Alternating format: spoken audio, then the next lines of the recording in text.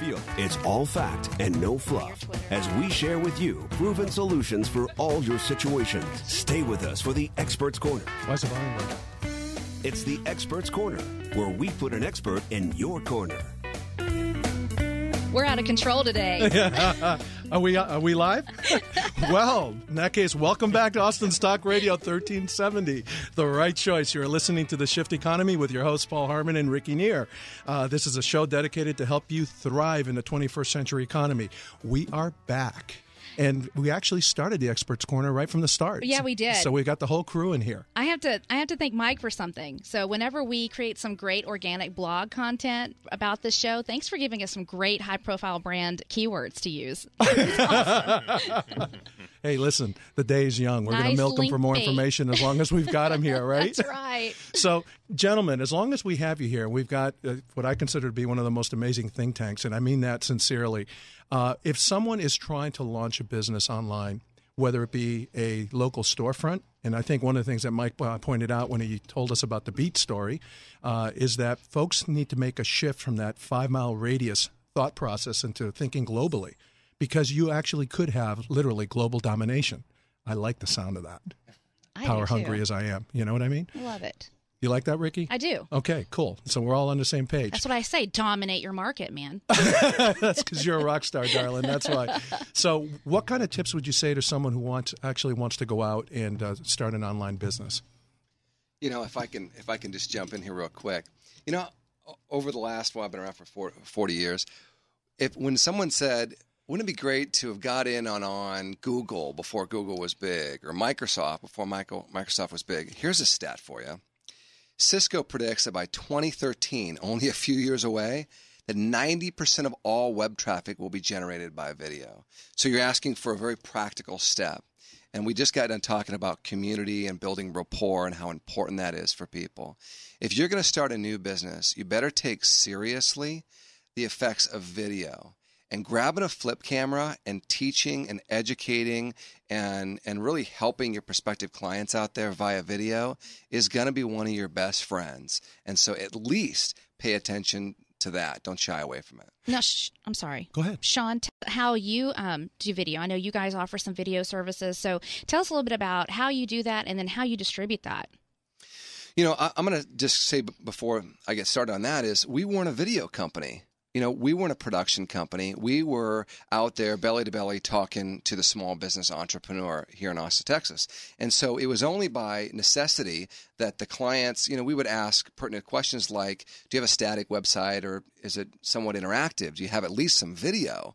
And almost everybody said, gee, no, I don't have any friends that do TV commercials, and, you know, I don't have tens of thousands of dollars to do that. And so we decided to jump into the space only to offer inexpensive video production for mom and pops here in Austin, Texas.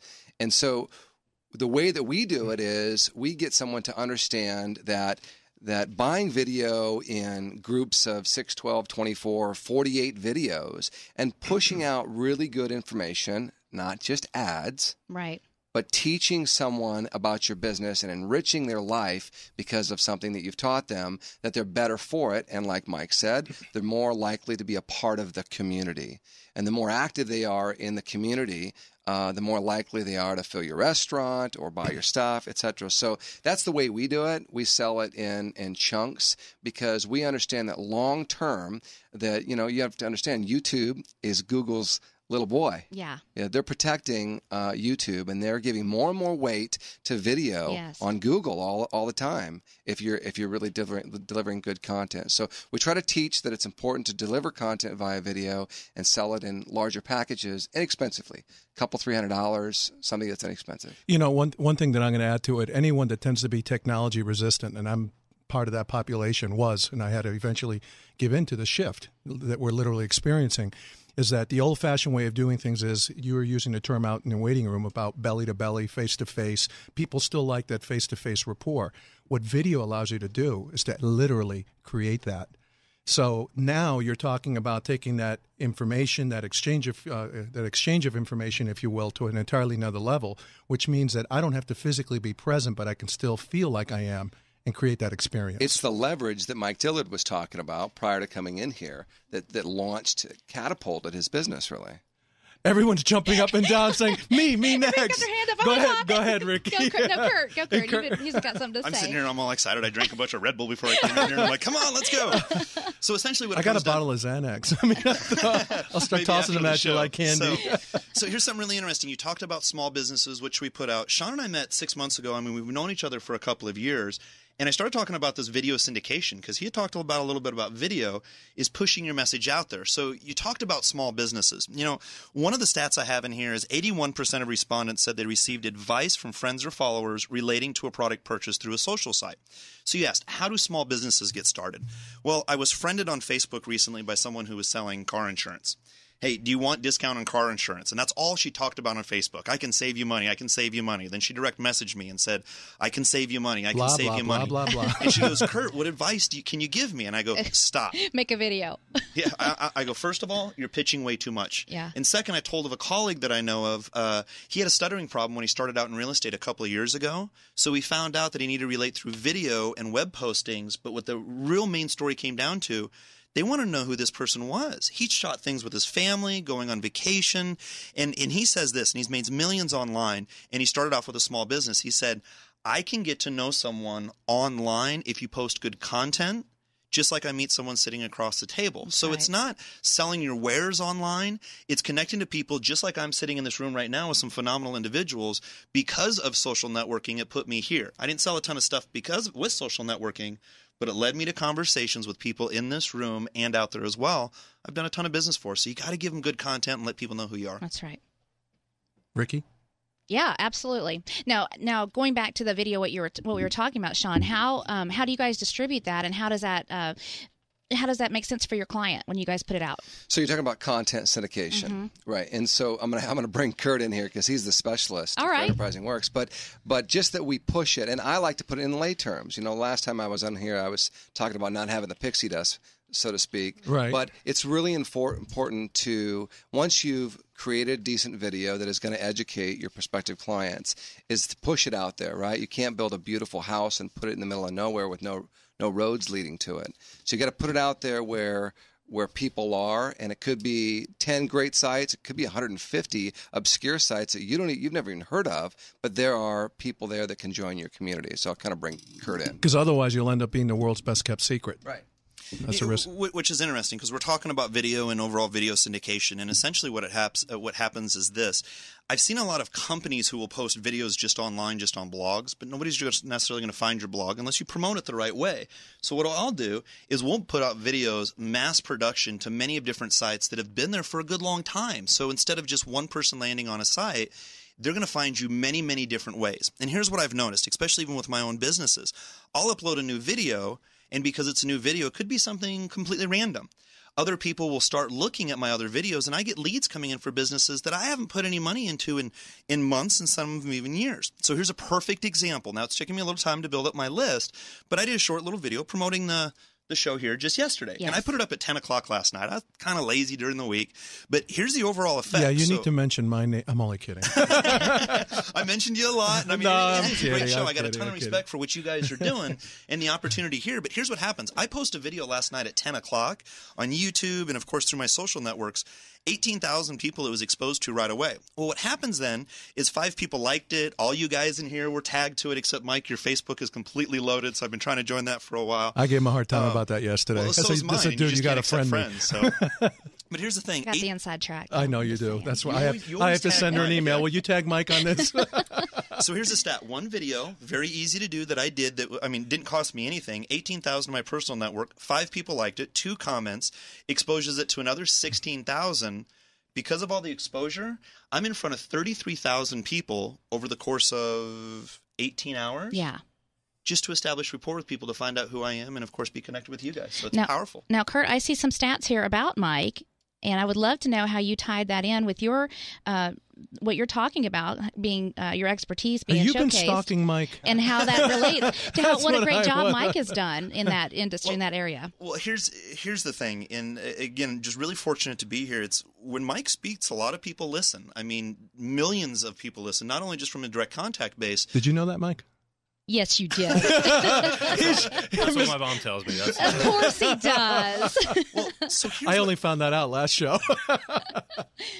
Sorry, Kurt. Go ahead. You're all right. I see you pulled up, Ricky pulled up Twitter, which is excellent. So, for instance, just as a keyword, I put in my video, radio show with Mike Dillard, 1370 AM, The Shift Economy. Well, here's what happens. I start just looking up Mike's name. I'm curious of the overall influence. So there's 133,000 results tied to Mike's name if I Google him. 10,000 results on YouTube with Mike's name in it. So what happens is when I publish a YouTube video with Mike's name in it, and with your guys' name in it as well, it helps increase my overall exposure as other people trip to find Mike, they trip to find me.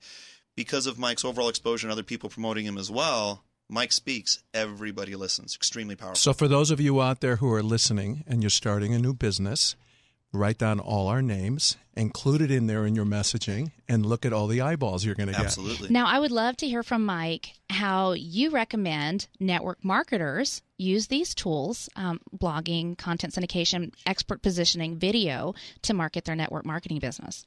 Sure. It comes down to the attraction marketing concept, but social media is just a new form of medium, right? It's just a new communication channel. But the biggest mistake that I see people make is what Kurt was saying a minute ago, is you can't take the old school hard sell tactics that a lot of people have been taught, especially in network marketing. Make a list of your 100 friends and family members and show them the opportunity, right? Right. And then just do that in social media, because now because you are seeing more people, you're just pissing more people off. Yeah. Absolutely. So not only are they running from you in person, you're getting them in mass.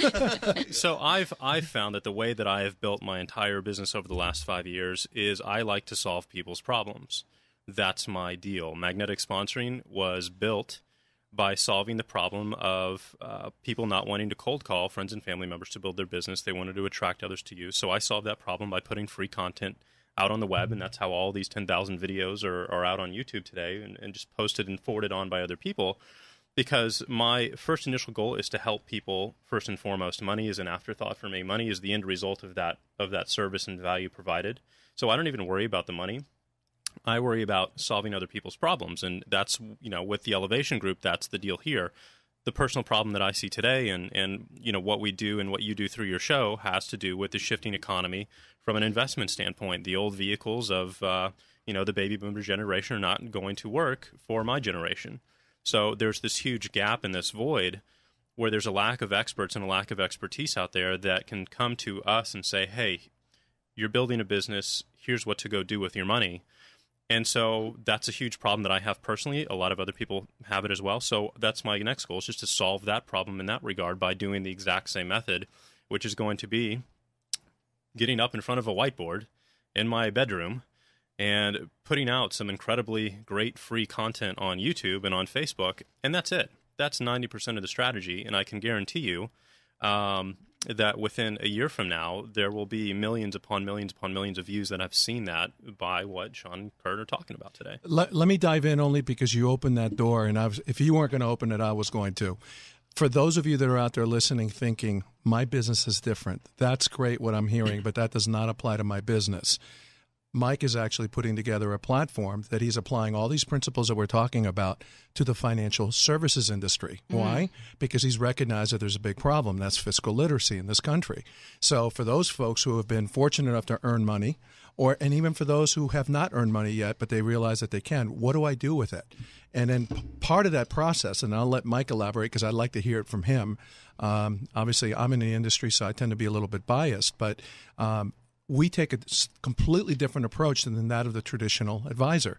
And one of the first comments he made to me the first time that we spoke, he said, in all my research, and I think you told me you were researching it for a good 3 years, is that, and I don't want to speak for you, but I remember one of the comments that you made is that I'm finding that what works is not what mainstream America is doing.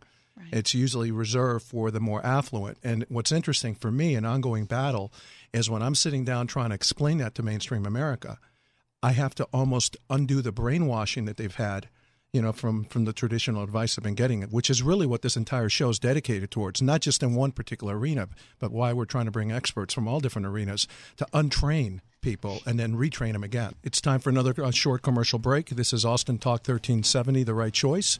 You're listening to The Shift Economy. For those of you listening for the first time, you can find us on theshifteconomy.com.